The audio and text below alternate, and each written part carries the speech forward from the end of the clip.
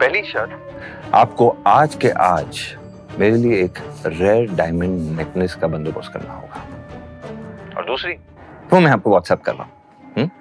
और हाँ, वो काम भी बेहद खास है, जल्दी हो जाना चाहिए। नक्श पॉइंट टू पॉइंट बात कर रहा था और उसका एटीट्यूड 7वें आसमान पर था, जो यशवर्धन को बिल्कुल भी पसंद नहीं आ रहा था। नक्श बेटा, तुम्हें ऐसा नहीं लगता कि तुम्हारी डिमांड्स बढ़ती जा रही हैं? अभी तो तुमने भानुशाली ग्रुप ज्वाइन भी नहीं किया है। ज्वाइन करने के बाद पता नहीं क्या होगा। मेरी डिमांड्स बढ़ती जा रही हैं? कम ऑन दादाजी, कैसी बातें कर रहे हैं आप? ऐसी बात है कि आपने भी अगर मुझे ऑफिस बुलाया तो कोई डिमांड पूरी करने के लिए बुलाया होगा। It's always give and take दादाजी, आखिर तो आपका ही खून हूं ना मैं, और मेरी डिमांड पूरी हो जानी चाहिए। ये काम बेहद खास है, व्हाट्सएप कर रहा हूं, जस्ट गेट इट डन। तुम बहुत नक्श उन्हें अपनी गलती का पूरा एहसास करवा रहा था और यशवर्धन उस एहसास में दबते हुए नजर आ रहे थे। फोन रखते ही नक्श ने देखा कि उसे व्हाट्सएप पर 3 मैसेजेस आए हुए हैं। एक उसके दादाजी का था और बाकी के दोनों उसकी बीवी अनिका के थे। अनिका ने उसे 10,000 रुपए भेजे थे और लिखा था, नक्श, तुमने कपड़े खरीदे? मैंने तुम्हें बोला था ना कि हम फैमिली गैदरिंग में जा रहे हैं, प्लीज भिखारियों जैसे मत आना। दरअसल अनिका के घर में आज फैमिली डिनर पार्टी थी और पिछली बार नक्श की वजह से उसे काफी कुछ झेलना पड़ा था, इसलिए उसने नक्श को इस बार पहले ही पैसे भेज दिए, जिससे जावेरी खानदान और बाकी के गेस्ट के बीच नक्श को लेकर कोई बात ना हो, वरना चित्रा और अनिका को अपना मुंह बंद करना पड़ जाता है। अनिका बेबी, अब तुम्हारे 10,000 रुपए की मुझे कोई जरूरत नहीं। मन ही मन सोचते हुए नक्श ने अपनी दूसरी शर्त को यशवर्धन तक पहुंचा दिया था। हटो। भाई साहब, golden domain society. Golden domain society Surat की ही नहीं बल्कि गुजरात की सबसे लग्जरियस सोसाइटीज में से एक थी और इस सोसाइटी से पूरे सूरत की खूबसूरती को नापा जा सकता था। दरअसल यही वो जगह थी जहां नक्श के दादाजी ने आज उसकी एक सीक्रेट मीटिंग फिक्स की थी। लेकिन नक्श किससे मिलने जा रहा है, इस बात की उसको कोई जानकारी नहीं थी। उसने सोचा ही नहीं था कि जिस इंसान से वो मिलने आया है वो कोई और नहीं बल्कि उसका चाचा दर्पण भानुशाली होगा।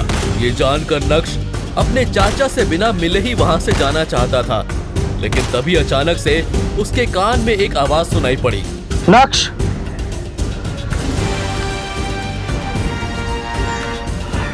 पिछली बार 2.5 साल पहले लगभग मिला था तुमसे, एंड आई मस्ट से पहले से काफी अच्छे और कॉन्फिडेंट लग रहे हो। अब क्योंकि दर्पण भानुशाली ने नक्श से बात करना शुरू कर दिया था, इसलिए नक्श किसी का डिसरिस्पेक्ट नहीं करना चाहता था।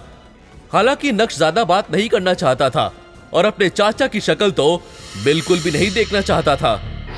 दर्शन काका, तमें सीधे पॉइंट पे आओ ने और बताओ, भानुशाली फैमिली को अब मेरी क्या जरूरत है? हाँ, अगर आपको लग रहा है कि आपकी बातों में आकर मैं भानुशाली ग्रुप ऑफ इंडस्ट्रीज के बारे में भूल जाऊंगा या उसका नया सीईओ बनने से मना कर दूंगा, ये आपकी सबसे बड़ी गलतफहमी होगी। कोई डाउट मत रखना।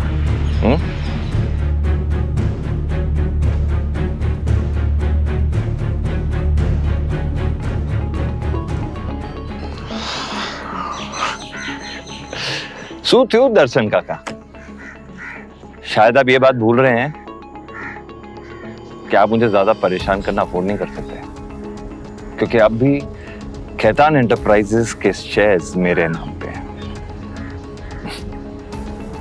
ये शेयर्स तो आप जानते हैं ना, जो आपने दादाजी और पापा को लेने से मना किया था। और ये शेयर्स आपके लिए कितने इंपॉर्टेंट है और भानुशाली ग्रुप ऑफ इंडस्ट्रीज के लिए कितने इंपॉर्टेंट है, अच्छी तरह जानते हैं। तो दर्शन काका, अगर मुझे गलती से भी कुछ हो गया ना,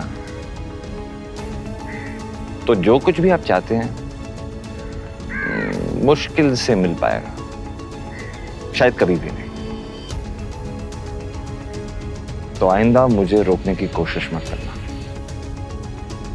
भानुशाली ग्रुप ऑफ कंपनीज पूरे गुजरात में एक बड़ा नाम था। छोटे से बड़ा हर बिजनेसमैन को भानुशाली ग्रुप की सारी जानकारी थी।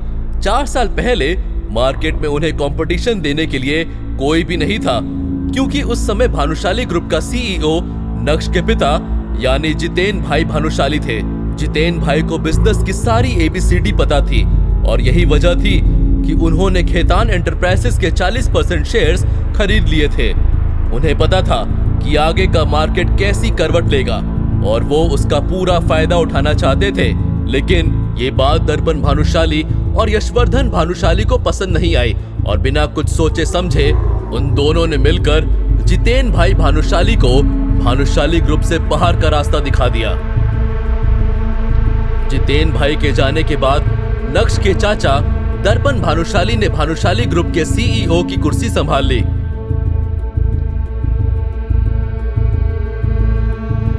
लेकिन वो अपनी कंपनी को संभाल पाने में पूरी तरह से फेल हो गए। अब उन्हें डूबते हुए तिनके का सहारा चाहिए था। और जब उन्हें पता चला कि जितेन भाई के खरीदे हुए शेयर्स आज मार्केट में तहलका मचा चुके हैं, तब भानुशाली खानदान को नक्श की याद आई। अब आप लोगों को पता चल ही गया होगा कि नक्श के अंदर ये पावरफुल चेंजेस क्यों और कैसे आ रहे हैं। जी हाँ, नक्श के दोनों हाथ घी में जो हैं और अब नक्श से कोई मुकाबला भी नहीं कर सकता है। नक्श की बात सुनकर उसके चाचा दर्पण एकदम शॉक्ड रह गए थे। उन्होंने सोचा नहीं था कि नक्श को खेतान एंटरप्राइजेस के बारे में सब कुछ पता होगा। वो नक्श को कच्चा नींबू समझ रहे थे और नक्श निकला पका हुआ बादाम। अब उनके पास नक्श से उलझने के लिए कोई वजह नहीं थी। गोल्डन डोमेन सोसाइटी से बाहर आने के बाद जब नक्श ने अपना फोन चेक किया तो उसके व्हाट्सएप पर उसके एक दोस्त का मैसेज था। अबे तू कहाँ रह गया? आ रहा है ना, लेट मत कर। आखिर नक्श कहाँ जाने वाला था? नक्श के किस दोस्त की एंट्री होने वाली है, ये जानने के लिए देखिए अगला एपिसोड सिर्फ पॉकेट एफएम के यूट्यूब चैनल पर और इंस्टा एम्पायर के सारे एपिसोड्स को सुनने के लिए डिस्क्रिप्शन में दी गई लिंक से डाउनलोड कीजिए पॉकेट एफएम ऐप।